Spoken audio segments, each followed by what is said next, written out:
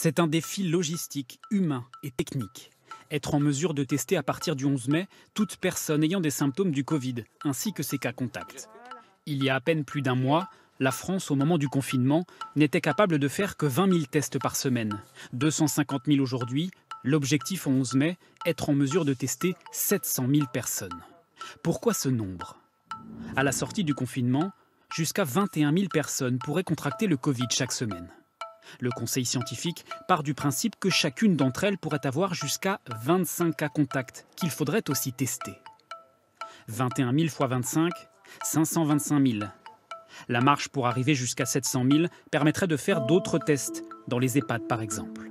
Cet objectif très élevé est-il réalisable, sachant que depuis le début de l'épidémie, le nombre de tests réalisés a toujours été en deçà des annonces.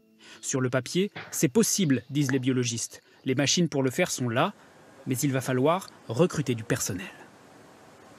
Ça pose deux conditions en fait. Premièrement, d'avoir un panel plus large de préleveurs. Il faut que nous allergissions aux médecins, aux infirmières libérales pour pouvoir prélever à ces niveaux-là. Et deuxièmement, il faut aussi qu'on augmente notre nombre de techniciens. Autre problème, le manque d'équipement. Depuis le début de l'épidémie, les biologistes se plaignent du manque d'écouvillons, ces grands cotons-tiges qui servent au prélèvement, et du manque de réactifs, un composant qui révèle la présence du virus. Même si les approvisionnements sont plus nombreux ces derniers jours, certains laboratoires sont toujours un peu à court.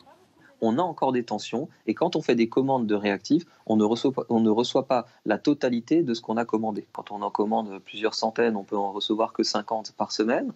C'est très dépendant des fournisseurs.